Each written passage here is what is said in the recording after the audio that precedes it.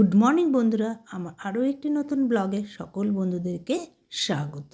অনেক অনেক ভালোবাসা। তা দেখো বন্ধুরা, আমি কিন্তু আজকে প্রত্যেক দিনই সকাল সকাল, যেহেতু আজকে বাজার যেতে হবে না বলে আরও একটু সকাল কাজটা শুরু করে দিয়েছি। বর চলে গেছে দোকানে, আর যেগুলো বাসনগুলো ছিল আর কি, সকালের বাসন এগুলো সমস্ত কিছু, সেগুলোকে একেবারে মেজে ধুয়ে নিয়ে রান্নাটা বসিয়ে দেবো। আর এদিকে তো ঘর মোছা ওগুলো সব আছে। আর যেসব গৃহিণীরা এই ঠান্ডার মধ্যে একা হাতে বাসন ধোয়া সমস্ত কাজ করে, তারাই বুঝতে পারে যে ঠান্ডাটা তাদের কাছে কতটা ভয়ঙ্কর। দেখো বন্ধুরা, গরমকালটা কিন্তু সম্পূর্ণ আমাদের কাছে বিপরীত, তাই না বলো? গরমকালে তুমি যতই জল ঘাটো না কেন, তাও যেন আমাদের কাছে কম হয়ে যায়, মনে যেন আরও জলে থাকলে ভালো লাগে।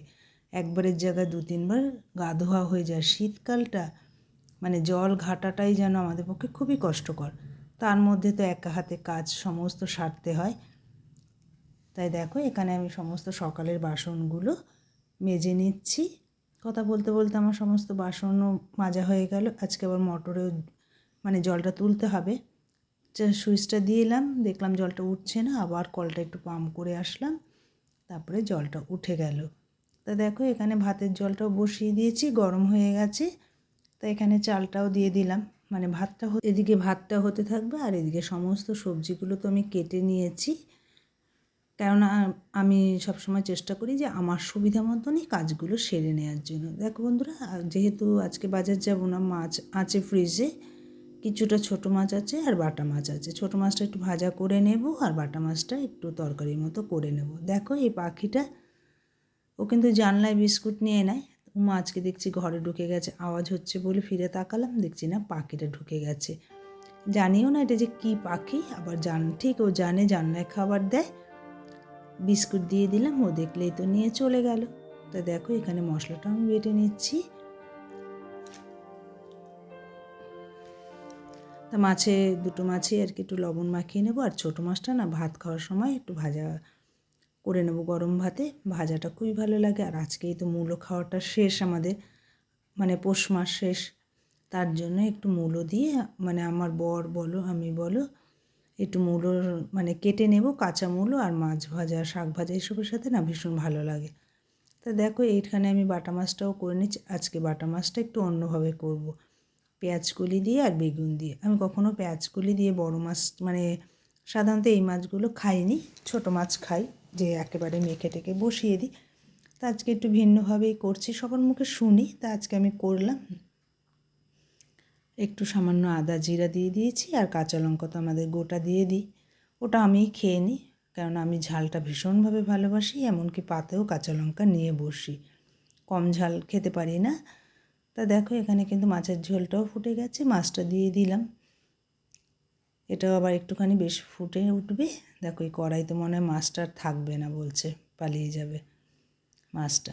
তা দেখো, এই পাশে আমার পালং শাকটাও হয়ে গেছে। যেহেতু দুটো কড়াইতে বসিয়ে দিয়েছি, দুটো কড়াইতে বসালে কি হয়, ঝটপট করে রান্না করাও হয়ে যায়। আর আজকে একটু শ্যাম্পু করব, বেশ রোদও উঠেছে জানো না। আর শীতকালে শ্যাম্পু করাটা একদমই হয় না আমার। কোথায় আগে গরমকালে এমনও হতো যে সপ্তাহে 3 দিন করেও শ্যাম্পু দিয়ে দিতাম। আর এখন সপ্তাহে একদিনও না দিতে পারলেই ভালো, কিন্তু চুলগুলো একদম খুব খারাপ অবস্থা, দিতেই হবে আজকে। আর ভীষণ রোদ উঠেছে।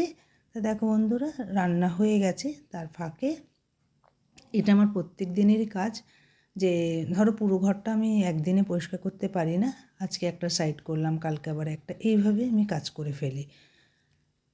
তাতে কিন্তু আমাদের অনেকটা সুবিধাও হয়, টাইমটাও অনেক বেঁচে যায়। পুরো ঘরটা যদি করতে যাই, দেখবে সময়ের সাথে একদম পারবো না, আমি তো পারিই না, ছোটোবেলা এদিকে। আর দেখো, রান্নাঘরটা যদি আমি টাইলসটা মাঝে মাঝে একটু পরিষ্কার করি, বেশ ভালো, কেননা তেল কাজটা তো উঠবেই সারা জায়গায়, আর তখন কেমন চ্যাটচ্যাটে ভাবও হয়ে যায়। তার জন্য আমি একটু আজকে স্কচ ব্রাইট দিয়ে ভালো করে ঘষে নিচ্ছি, এটাও বেশ পরিষ্কার থাকবে, দেখতেও কিন্তু ভালো লাগে।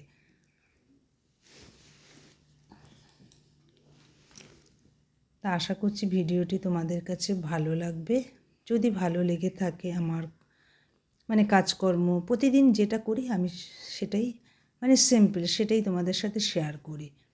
আমি যেভাবে বাড়িতে থাকি একদম ন্যাচারালভাবে, সেভাবেই তোমাদের সাথে কিন্তু তুলে ধরার চেষ্টা করি। যদি তোমাদের ভালো লেগে থাকে ভিডিওটি, একটা লাইক, কমেন্ট আর সাবস্ক্রাইব করে পাশে থাকার অনুরোধ রইল বন্ধুদের কাছে। তা দেখ বন্ধুরা, আমার রান্নাঘরটা কিন্তু মানে একটা সাইড পুরো পরিষ্কার হয়ে গেছে। আবার আরেক দিন ধরো আরেকটা সাইড করে নেব। রান্নাঘরটা খুব বেশি বড়ও না, ছোটই, তা হলো যেন সব একসাথে করে উঠতে পারি না। বাসনগুলো মেজে নেব। মেজে নিয়ে দেখো আমি চলে এলাম ছাদে। আজকে আবার কতগুলো পাপোশ ভিজিয়েছি। আজকে ভীষণ মানে এতটাই রোদ উঠেছে, ভাবলাম যে না এগুলো, তার সাথে কিন্তু হাওয়া আছে বেশ, মেলে দিলে শুকিয়ে যাবে। জামা কাপড়ের সাথে পাপোশগুলো কেচে দিলাম একেবারে। আর দেখো বড়িগুলো না একটু নাড়াচাড়া করে না দিলে এগুলো ধরো এখন এইখানে রোদ, এইভাবেই একটু সরিয়ে সরিয়ে দিই। এই ধরো এই জায়গাটায় দিলাম, আবার পরক্ষণে এসে আবার একটু চেঞ্জ করে দেবো। এইভাবেই এটাকে শুকিয়ে নেব। আর আমাদের এখানে যা হনুমান, যার জন্য ওপরে আবার একটা ওড়না দিয়ে দিই। দেখো বন্ধুরা, অনেকটা বেশ বেলা হয়ে গেছে সমস্ত কাজ সারতে। ঘড়ির কাঁটায় প্রায় 1টা বেজে গেছে। তাই এখন শ্যাম্পুটা করে নিলাম। অনেকটা দিন পরে শ্যাম্পু করেছি। দেখবে শ্যাম্পুটা করার পরে না মাথাটা ভীষণ ভালো লাগে, যেহেতু ঠান্ডা ঠান্ডা ভাব আসে। আমার তো ভীষণই ভালো লাগে, নিশ্চয়ই সব বন্ধুদেরই ভালো লাগে। দেখবে অনেকটা দিন পর যেহেতু শ্যাম্পুটা করা হয়, ঠান্ডা জলটা মাথায় পেলে খুব আরামও লাগে। তো দেখো বন্ধুরা, এখানে আমি একটু দাঁড়িয়ে থাকবো, চুলটাও আমার এদিকে শুকিয়ে যাবে। আর এগুলো বড়িগুলো এখানে খুলে রাখবো। কেন বলো তো, আমি যতক্ষণ দাঁড়িয়ে থাকবো ততক্ষণই, তো নইলে আবার ঢেকে যেতে হবে।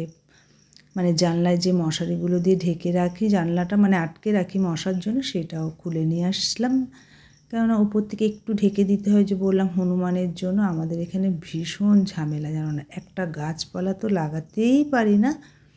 এমনকি জবা গাছটা পর্যন্ত আমার মুড়িয়ে খেয়ে নেয়। মানে ফুল তো পাই না, পাশাপাশি দেখি যে না কত সুন্দর ফুল, কেমন লাগে তখন যেন। তো দেখো বন্ধুরা, বড় চলে এসছে। ভাতটা বেড়ে নিচ্ছি। এখানে মাছটা ভাজা করে নিয়েছিলাম। আর এখানে মূলোর একটু ঘন্ট করেছি। মূলো ঘন্টটা না খুব ভালো হয়েছিল, জানো না। একটু আদা জিরে দিয়েছি আর গরম মশলা দিয়ে করেছি আজকে। আর এখানে মূলো কেটে নিয়েছি। তাই বন্ধুরা, আমরা এখানে খাওয়া দাওয়াটা সেরে নিচ্ছি। তোমরা আমাদের সাথে থেকো।